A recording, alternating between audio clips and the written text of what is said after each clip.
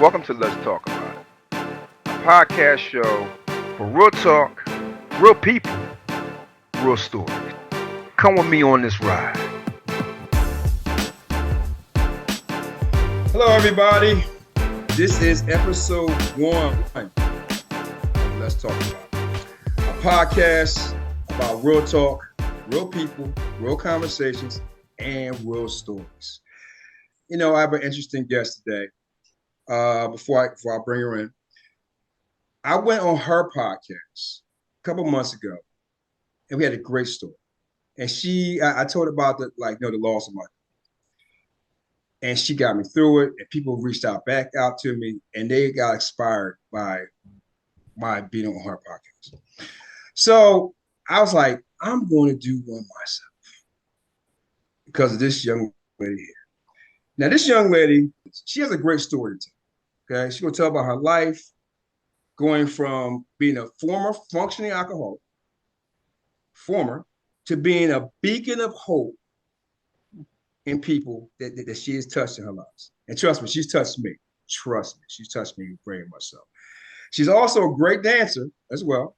And also, she's coming up on her 20th year anniversary of being sober. Mm-hmm. Gotta commend that right there. Let's give it up for my diamond, Tammy Lynn. Tammy, how are you? I'm good, Lou. How are you today? I'm doing good. Like I said before, I was on your podcast, and you inspired me to do this. We've talked about this before. I want everybody to know this is the young lady right here that inspired me to do Let's Talk About It. So, you have a story. I want you to get into your story about from being an alcoholic all the way up to where you're at right now. But first of all, where you at right now, because first of all, let me tell you, ladies and gentlemen, I'm sorry. Now, she has a podcast right now called Hope, okay? Helping other people evolve, which you really got to check out, because that's why I was fantastic. So she went from that to being a beacon. When I say a beacon in people's lives, you have no idea. She's going to break this down for us, how positive she is, how she's just amazing. Tammy, I want you to take us through a ride, take us through a little story from that point in your life to this amazing journey, where you are you are a beacon of hope in people's lives today. The floor is yours. Well, wow, that's quite the introduction. Thank you very much. Hey, no problem.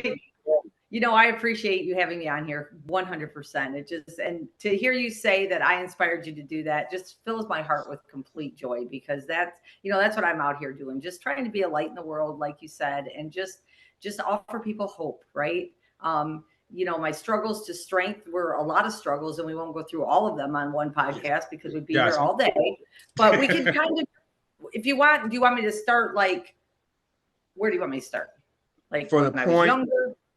From the point where you was going through your addiction of alcoholism, okay, to the point where you beat that to this point here. Okay. So basically, I started drinking at a very young age. I started partying or smoking cigarettes at 11, drinking at 12, continued drinking 13 on up. I have to put this in here just because it's part of my story is okay. At 34 years old, when I was 13, my father was very sick from addiction and alcoholism. He ended up weighing about 90 pounds and drowned in our bathtub. So my mom and I found him in the morning. Well, my mom found him, and then I saw him too. So that's just part of it. And then, life went on, right? I fell into the crowds that accepted me, all of that kind of things. My addiction, to say when I noticed it, didn't happen till later in life. I got married real young, got divorced real young, ended up with my son's dad. And he was just like my dad. He was very abusive, physically, mentally.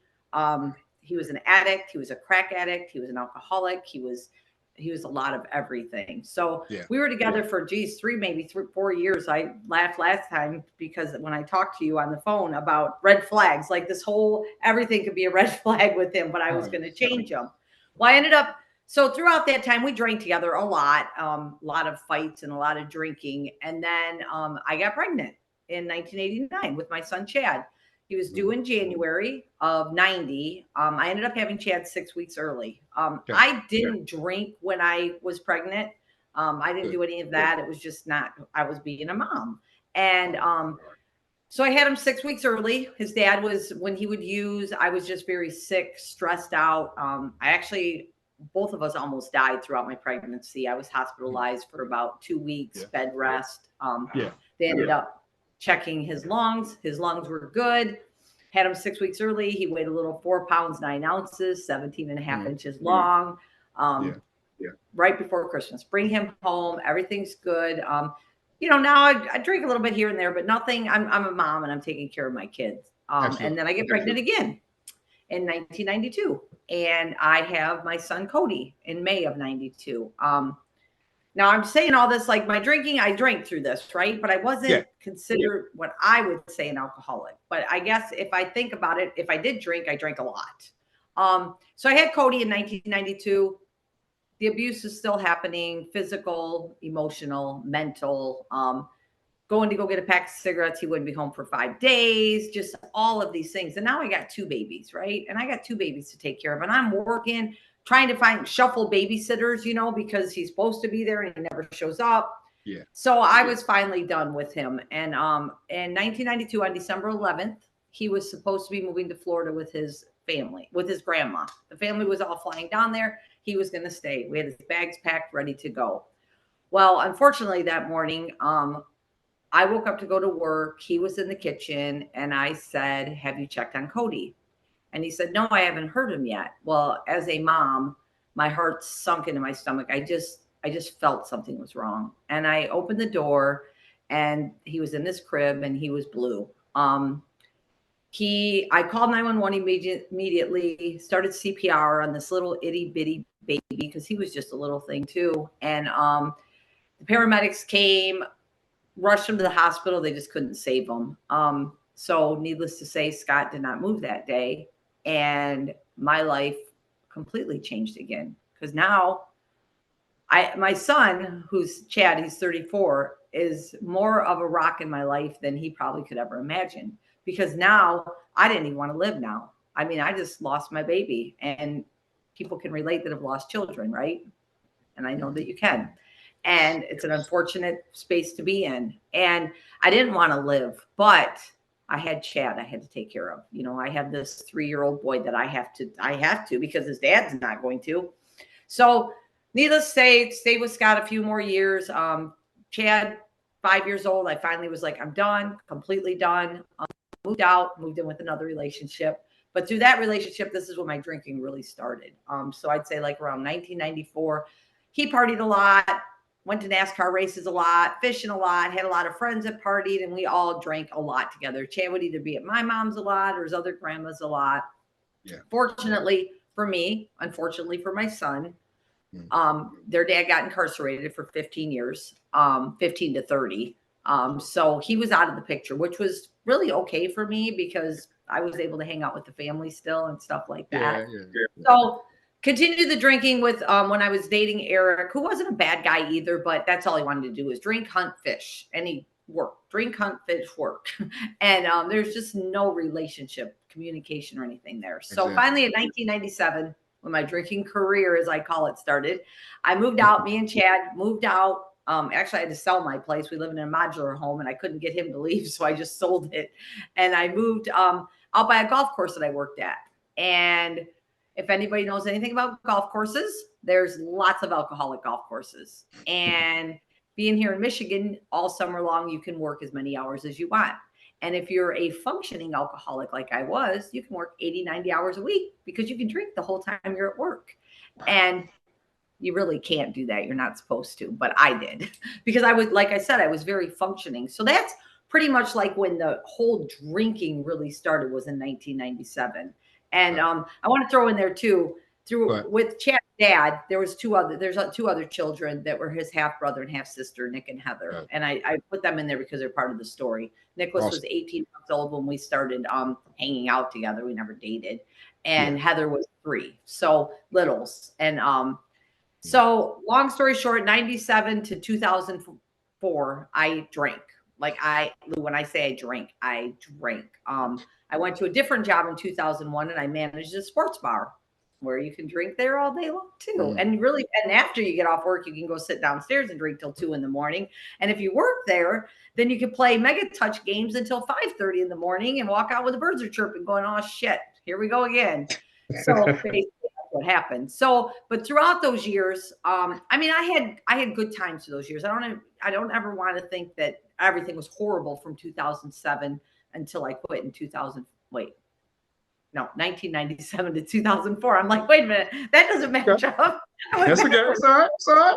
Yeah. Listen, it's just dates, right? Hey, anyway, I was in the hospital, in and out of the hospital throughout that time. One time in I think it was around 1999, the doctor kind of said, you should probably quit drinking. I had pancreatitis and it'd probably be a good idea to quit drinking.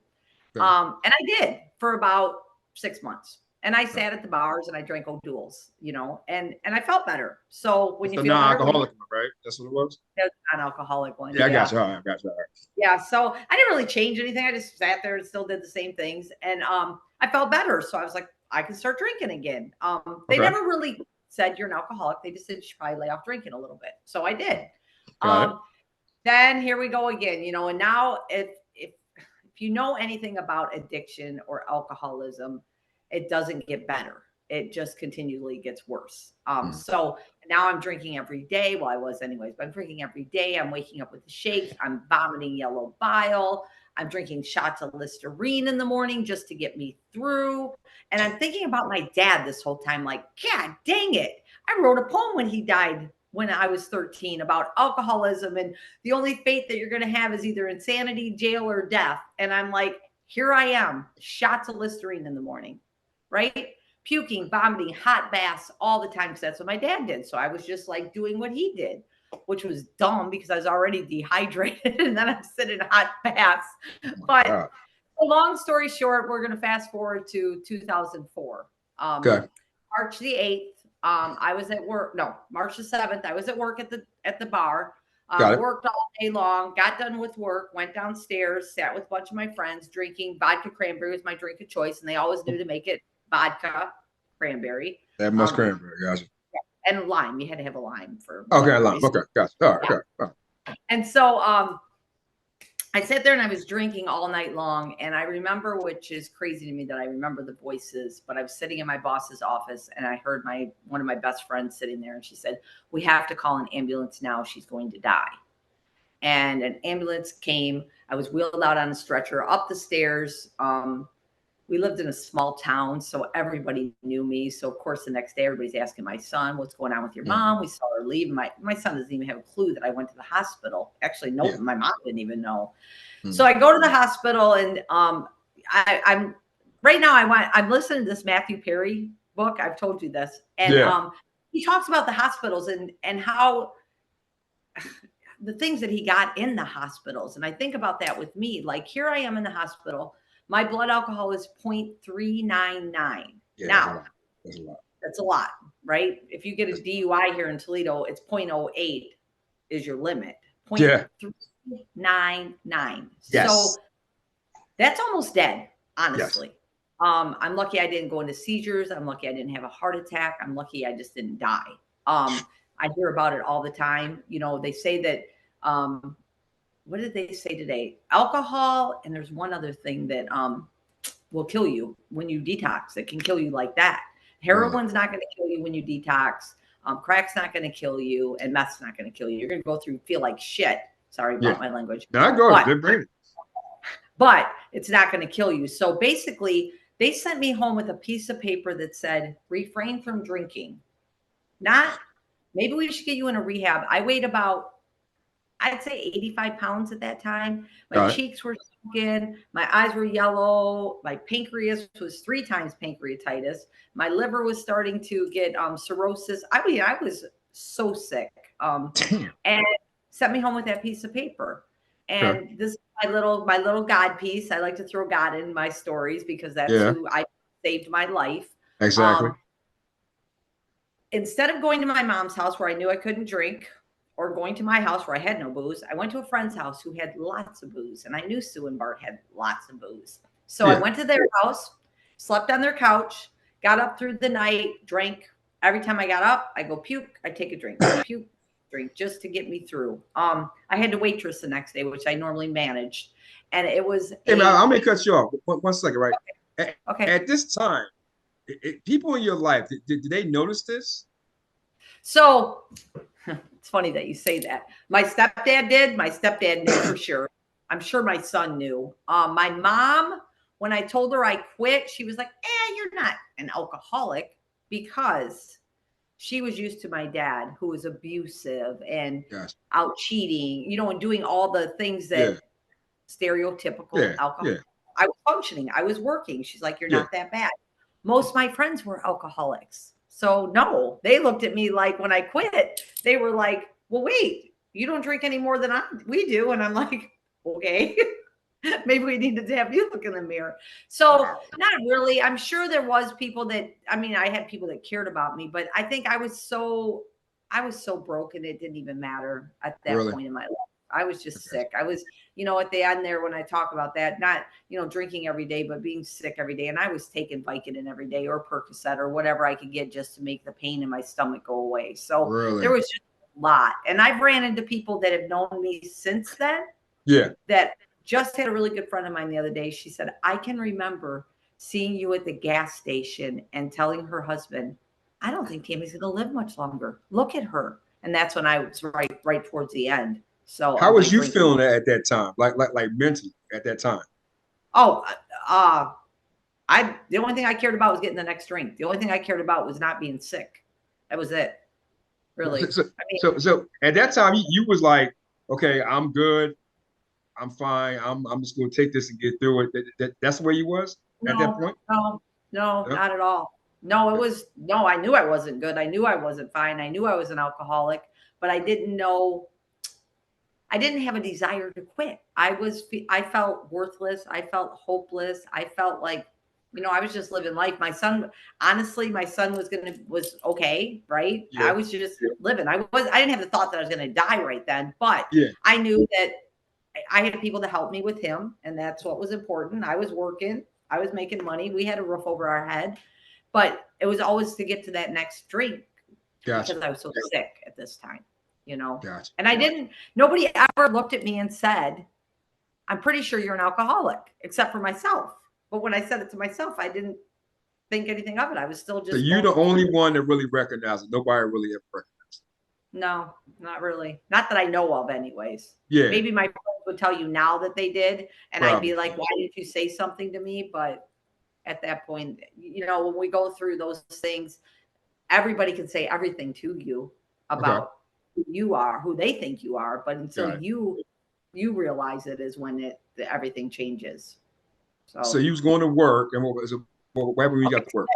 When I got to work, I was so drunk. I had to be 0.40 by this time because I never quit drinking, and it was terrible. I was trying to write orders. I was trying to put them in. The regulars were like, "Oh my gosh, what is the matter with her? You guys got to get her out of here." Well, they did. They got me out of there. Still don't know to this day how I got home, but. I woke up the next morning, which would be March 9th. So March 9th, I wake up and I'm like sicker than a dog, but I didn't have a drink because I didn't have anything in my house. I didn't even have any Listerine that morning. I call my boss right away and I'm like, hey, Eric. He's like, Tammy, I'm sorry, but we got to let you go. And I'm like crying to him, right? Pleading to him. Like, no, you can't fire me. I'm a single mom. I just have Chad. I'll do better. I'll quit. I'll quit drinking. This is what I tell him. And he's like, no. He's like, I talked to the other bosses and we just can't. I hung up the phone like, now what am I going to do? Right? Here I am, no job, which I probably could have went and got another job. But this is where I say God intervened, because God made sure I got fired that day. He made sure that I went to the house that I went to, that I got as drunk as I did, and I got fired. Wow. Because at this point is when I finally hit my bottom. And everybody's bottom is so different, but this was my bottom. And so getting fired meant a lot to me because I'm a good employee. I don't usually get fired from a job. If I'm going to leave, you're getting 2 weeks notice. And so And then I'm like thinking to myself, everybody, all the people are going to be like, oh yeah, of course you needed to get fired because da da da da. So I sat at my window and I looked outside and I started thinking, like, my son's in this bedroom. He's 14 years old. I'm going to die soon if I don't stop this. He's going to end up finding me like I found my dad. That was my biggest fear, like having my son find me like that, ruin him for the rest of his life. And he was going to have to live with either my parents or his dad's parents, which didn't do a great job raising either one of us, raising him or me. So I got on the ground, I screamed, I cried, I prayed, and I just begged God, like, I am surrendering to you and I need help and I don't know where to go. And God had planted people in my life for years that helped me get sober. Between one thing I say about my boy's dad is I thank him for my boys and showing me where AA was, because I started going to AA meetings. And that day I started going. Wow. Yeah. Just everything on March 9th. March 9th. Yep. Yeah. Wow. That's my day. Yeah. So March 9th is the beginning of the road up until this March 9th, which is going to be 20 years for you.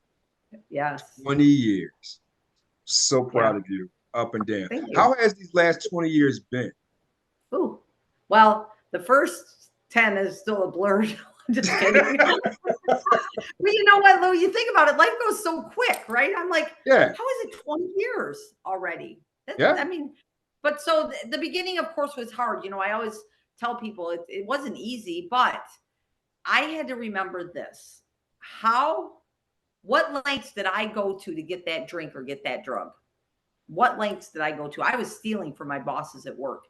I worked 2 jobs at one point where I was working as a receptionist at a doctor's office and at the bar at night. Before I would go to work at that doctor's office, I would drive 10 miles out of my way to go there to get a shot. And I knew exactly where to stand so the cameras couldn't see me. If the ladies in the morning, I'd be like, oh, I forgot to do this last night when I left. Like, what length did I go to have that drink? And if I'm going to quit, what length am I going to go to quit drinking? And I looked at my son and I said this, Chad, I know I haven't been present for a lot of years because I was working all the time. Mm-hmm. I'm not going to be present for a little while again because I need to go to these AA meetings and I need to get myself together. And luckily we had good families that he got to hang out with and they would take care of him. And he was 14 too, but so I started going to 3 AA meetings a day. I went to 3 different friends' houses every day, and the same 3 people, their house, knock, knock, knock, here comes Tammy, and they would let me in. And that's what I'm having at my 20-year sobriety party, because I have parties, because that's who I am. And those people are the first ones on my list that I invited to come to dinner with us, and every year I just message them immediately and I tag them and post and just tell them how grateful I am, because they're the ones that let me through their door every single day and never judged me, never said, anything. Sometimes we laugh, sometimes we cry, sometimes we wouldn't even say anything. So I did that for 6 weeks. And it's kind of funny. My one boss, the one that was on the phone with me, Eric, I sent him a message every year, Eric, thank you so much for firing me. Like, who tells somebody that, right? But he's always like, how do you thank me? And I'm like, because if you wouldn't have fired me, I would have died.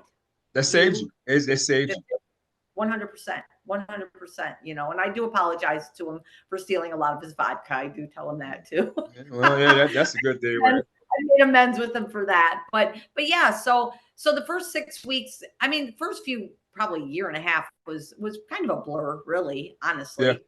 Yeah. I started working at a job in April. So for 6 weeks, March 9th until like the end of April, I went to the AA meetings and I focused on that. And then I got a job at a diner restaurant that was only open mornings, no alcohol. And I did that. And I do recall a year after I was there, I got pancreatitis again. And I was so mad. I was like yelling at God, excuse me, which we all do. Don't tell me that you yell at God. I have. Yeah, I know. If you don't, then you need to, because you need to have those conversations with them. And I was so angry. I was like, why? I don't drink anymore. I haven't drank for a year. And it was just stress and stuff like that. But When that flashback though, when that happened again, man, that reminded me again, never will I ever feel this way again in my life. Not if I can help it, not on my time, you know, not me doing it.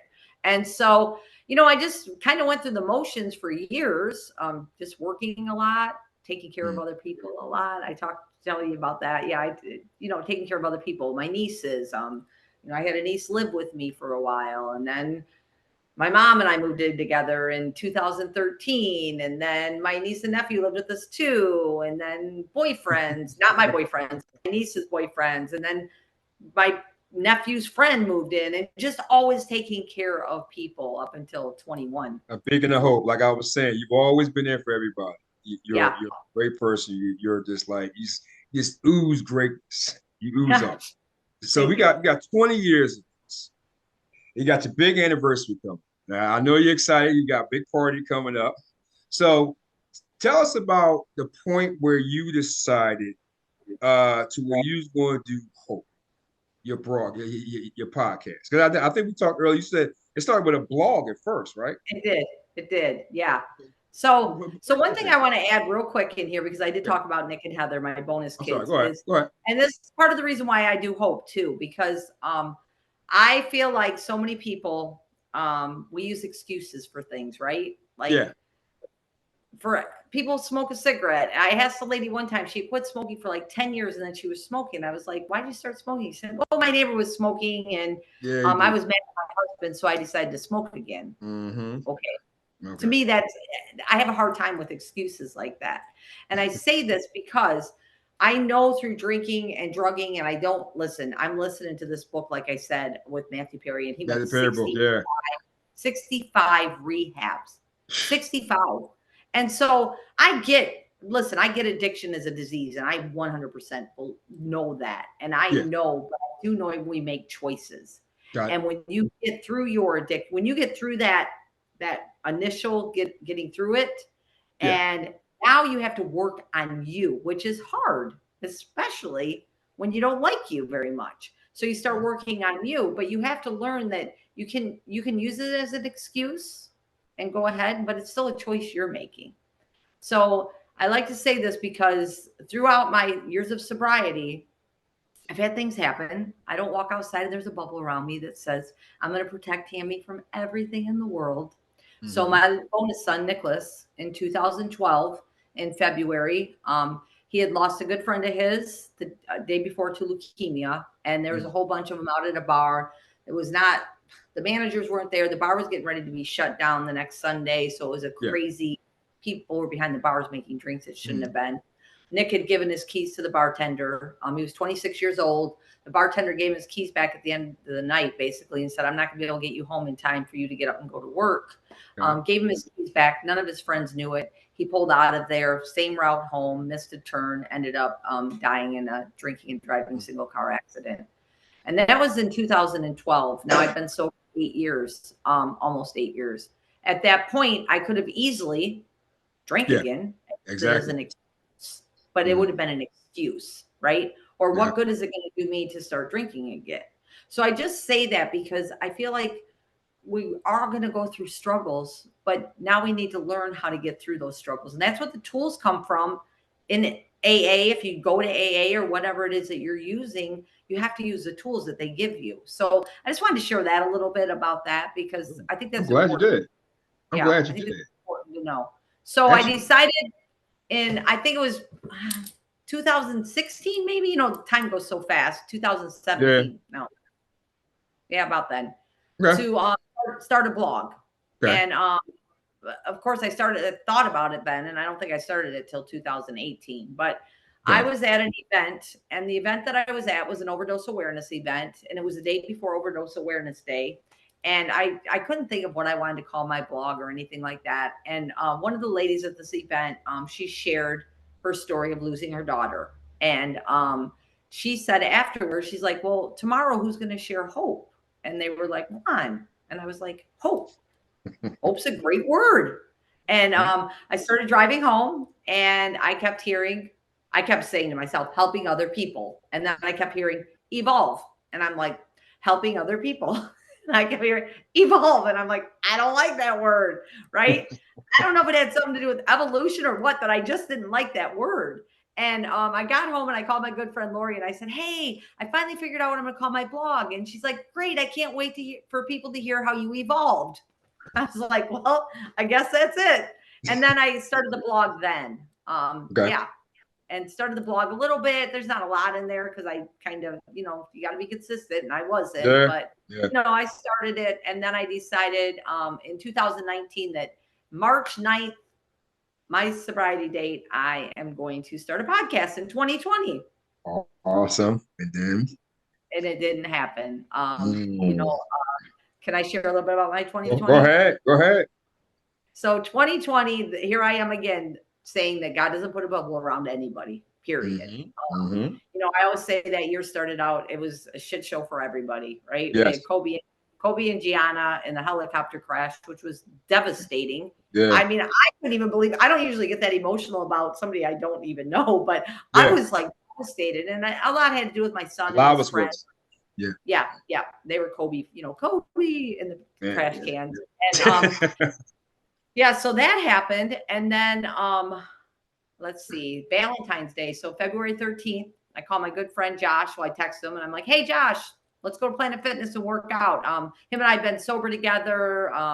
We went to church together, just really close, like really good friends. And he's like, I'm not feeling really great tonight, Tammy. He's like, I'm at work right now. He was running a restaurant. And he's like, there's a Christian band next door. You should go see them with Mike. And I was like, yeah, I was going to go to the gym. It's all good. I wish I would have went to see the Christian band. I know there's nothing I could do to change any of this, but I wish I would have, because I would have stopped at the restaurant and saw Josh. I got a phone call the next morning that I had to find out how he was. And I called another friend and found out that he had died. That point, we thought he either had a heart attack, asthma attack, or maybe COVID, because it was just when COVID was starting to come around, because he had his inhaler next to him when they found him. Yeah.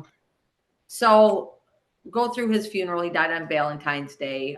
We find out like 2 months later that it was actually, he took a Percocet and it was fentanyl. He'd been sober for 5.5 years. Got one off from somebody. And relate to that. And so, so now I'm going through that, and March 9th comes around for 2020, and here comes COVID. And I'm like, great. I'm not starting my podcast now. I can't even start it anyways. I'm still like trying to comprehend Josh. Like, why didn't he call me? All the whys, Lou, we go through all those whys, and I know you do too. Every day. Especially when it comes to something like that, when it's something we still have no control over anything, but those kind of things were like, man, if I would have just stopped and saw him that night, or man, if I would have just called him sooner, I know. I go through that a lot. Trust me. I go through that almost every day. Yeah. And then we just have to remember that, we have no control over anything but us. Right. And so March 9th comes, I don't start my podcast. April 3rd, I lived out in Arizona for a while, and I visited for a while. I moved out there after this, but I have great friends in Arizona. One of my really good friends called me on April 3rd. My son and I were walking downtown, walking his dog. And she said, he got her. I'm like, who got who? And he said, Phil got Christy. I said, what do you mean Phil got Christy? She said, he shot her 14 times. And I'm like, what? Now, Christy was a beautiful, she just came up in my memories today. Just beautiful mom of 4, 2 older sons, 2 younger. They were all the same dad and mom. And I, as you know, like to be the light in the world. And I like to be that comforter. And I was devastated because I couldn't go out to Arizona to be with my friends because we couldn't. It was COVID. And my mom had COPD and pneumonia all the time. And I couldn't risk taking a chance of getting her sick. And, so I did end up being able to fly out there in May, which was very good for me and for them. Then comes July. We go to her celebration of life out there. I come back the end of July, and my mom goes in the hospital with her COPD. She's there for, I think, 5 days, no COVID, goes into a nursing home for rehab for her COPD and stuff. They always did that, like physical therapy and stuff. No COVID. Her heart started hurting, her chest started hurting. She had open heart surgery years ago. And so they sent her back to the hospital, no COVID. a week in the hospital. She ended up getting COVID on a Wednesday. I brought her home on Thursday, and she passed away on Monday. So that was my 2020. Like, everybody had a crazy 2020, and I'm like, what just happened? Right? Like, what just happened? So I decided then to move to Arizona in February of 21. I moved out there, and I said, damn it, Tammy, start your podcast. And I made a promise to myself that I would start it on March 9th of that year. And that's when I started it, March 9th. And to wrap up what I do it to help people know that they're not at home struggling alone. That's it, period. Just to know that you are not alone in your struggle, that someone else out there may be the same struggle, maybe struggled worse than you, maybe struggled less than you, but everybody has struggles. And we can all get to a point where we can keep going. And this is why you are the beacon, that beacon right there. I'm telling you, you really are. I mean, like I said, you're just a positive influence for people. I mean, you're always there for everybody. You're always smiling, always dancing too. Yeah. Sometimes I do cheerleading too. I tell you, you know what? Right when I was putting this together, I was telling everybody, like, I gotta have Tammy first because like she put me on, and that's a positive influence. Everything she went through, and what I mean, and then I get text messages, right? I got 2 text messages from people. Ask Tammy this, ask Tammy that. So now we're gonna go to, it's called Ask Tammy. Okay. All right. It's 2 people that have questions for you. Okay. Okay. They have questions for you. The first one is actually from Tammy, IP. She knows what I'm talking about. You know what I mean? Okay. She is the original IP, the Italian princess. Okay. Okay. Said, Tammy, what would you do if you had a friend that has a history of alcoholism and has diabetes?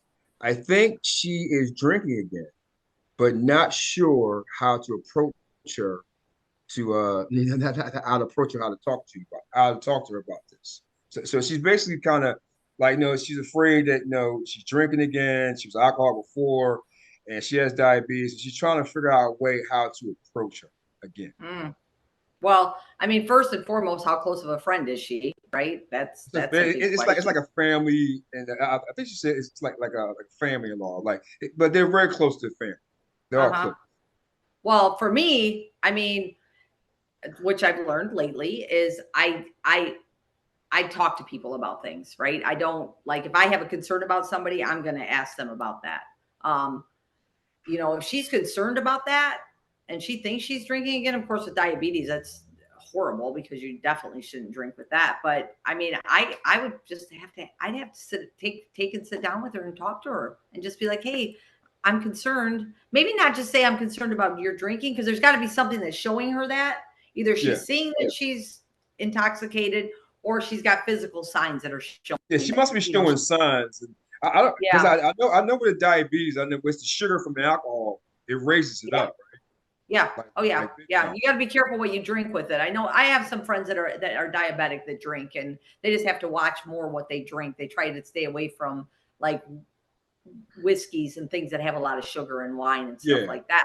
But I mean, I think what I would do, just like, hopefully not offend her, but just ask her, like, hey, I've noticed that how's your diabetes doing? Even she could even ask her that, like, have you been getting checked? How's your sugar levels? That's what I mean. And the thing is that if the lady's trying to hide it, or whoever the person is,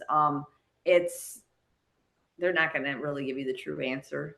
You're probably going to get, I'm fine, but maybe not. So basically, that's very kind of hard to do for people, right? When they think somebody's drinking too much or this and that, because it actually leads into the next question. This came from a old work colleague, and Sharon from Jersey. Shout out, Sharon. Miss you. Do not miss those cookies. My daughter said, Tammy, my daughter has a couple of drinks after work every day. She says, it's nothing, I'm fine. I just had a hard day from work. Should I be concerned I'm a mother who has two parents that were raging alcoholics for years, and they both died from it. Mm, yeah. So that's she's very concerned about that. I guess with her daughter, she drinks. She says she has a couple of drinks every day, and Yeah. I guess she says she's fine, but she never. I know Sharon doesn't drink. I guess she has never even touched a drop, and she had Okay. both alcoholic parents, Hmm. and for years, and she had whatever. But yeah, she says she'd be concerned. Well, so I mean, does the daughter need to have those? So the thing is do you need to have those drinks, or are you just wanting to have a drink, right? Like the need to come home from work and have two drinks to calm something or whatever. And if it is two drinks, because usually if somebody's drinking and they only tell you it was two drinks, it was probably four, right? Like Yeah. my sister would be like, I had a beer. Well, yeah, you didn't tell me that you had a keg, right? That's kind of how it was. Like if I drank, I'd be like, well, yeah, I drank some vodka. I didn't tell you I drank a whole fifth, right? So, but the concerns always are this: is it affecting their life, in a negative way? Is it affecting their family in a negative way? Is it affecting their health in a negative way? I can't say that if somebody comes home and has two drinks a day, whether they're an alcoholic or not. If you need to have two drinks a day, then it's probably something you need to look into. Like stop for a while and just see how you do without having two drinks a day. It's like I just interviewed a lady actually, and she quit drinking for her son for 3 months. Well, then she decided to quit for another 3 months. And then the more she thought about it, she drank a bottle of wine every night, but she didn't think she had a problem until she didn't have the bottle of wine at night. And then everything was surrounded around that wine. So So like she was like, I couldn't even go out to eat because we were going to sushi place. It was always about the wine, and the drink. So if your life is focusing on those drinks, then yeah. But I can't tell you whether to be concerned. I'm not to be 100% in that situation. I'd have to see, Okay. two drinks a day. I mean, there's probably a lot of people that function and have two drinks a day. Yeah, exactly. Well, Tammy, Sharon, she gave you the best advice If it she can starts give you. getting worse though, and if she's, I don't know if they live together or whatever, but she should be able to tell a little bit about that, Yeah. So You, young lady, I tell you right now, your podcast, it's just amazing. I listen to it. You are just, your content, how way you deep dive into people and they react to you. You just have this natural aura, like people just open up to you. I mean, how's that make you feel when you bring your guests on and you hear different stories, different scenarios, and they just vibe with you? Like, how's that make you feel? well, it makes me feel great that I can be that person that somebody can share how they're feeling. I love that so much because I feel like that's a big trust, and that's a big because it's a lot for somebody to share their story, right? It's a lot. It was a lot for you to share Yes. your story. I know it was. And for me to be able to give somebody that platform that they feel comfortable and safe in and are able to share it with me is just I can't even tell you what a blessing it is. When people ask me about my podcast, it's like my whole everything just lights up and they'll be like, well, what's the best story? I'm like, are you kidding me? There's so many great stories. And I just love that people feel that way about me, that they're comfortable. I just love it. I love it. I tell you I right mean, now, that's all I can say is I love it. I know you do. I know you do. And Yeah. I'm hoping, I know I'm going to love everything, the journey I'm going to go down. I'm going to save something for the end for you because I have something to tell you at the end. But I would like to play this little game with you I have. It's Okay. pick or choose. Random questions. Random questions. You will have 15 questions to answer within 90 seconds. Oh boy. Pick or choose. Either this or that. Or a certain answer. Pick or choose. I know you can do it. You're a smart, intelligent woman. You got it going on. So are you ready, Tammy? I'm ready. Sure. Yep. All right, let's hit the clock and let's go. See the future or change the past? See the future. Win the lottery or have a soulmate? That's tough. A soulmate. Okay. Be the smartest person in the world or the richest person in the world? Oh, smartest. Okay. Cooking for someone or being cooked for? Cooking for someone. Winning a race or winning a debate? A race. Read people's thoughts or speak to animals? Speak to animals. Scented candles or natural or nature itself, fresh air? Fresh air. Okay. Intimacy or independence? Ooh. Ooh. Independence. Okay. Wear clown shoes every day or a clown wig? Shoes. Early bird schedule or night owl shift? Night owl. Okay. Which is the worst, Sunday night or Monday morning? Monday morning. Dinner in a fancy restaurant or home cooked dinner by candlelight? Home cooked dinner by candlelight. Speeding ticket or parking ticket? Parking ticket. It's cheaper. Rich and famous or rich and unknown? Oh, rich and unknown. Loud neighbors or noisy neighbors? Did you say loud neighbors or noisy neighbors? Yep. Isn't that the same thing? Loud neighbors or noisy neighbors? Loud? Loud. I don't know what the difference is there. Trust me, there's a difference. Okay. Oh, We were at 128. Oh, man, I almost didn't make it. You are at 128. Those You are know some what? tricky questions. You know what? I actually thought about that too. When I actually research, I was like, I thought about it too. Loud neighbors or noisy neighbors.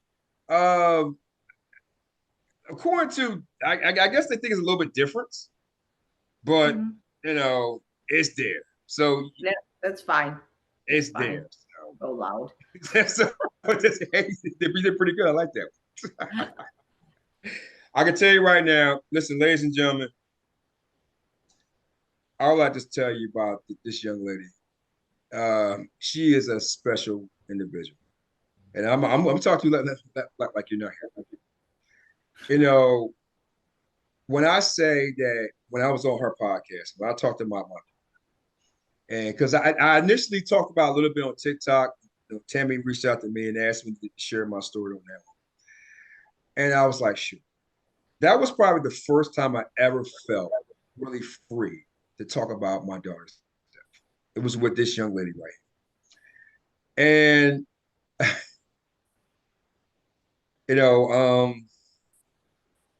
I I am very happy that she influenced me to start this journey to do my own podcast. And I'm very happy that she was the one that I can share my story with. She made me feel comfortable. So I want to let you know, Tammy, I appreciate you.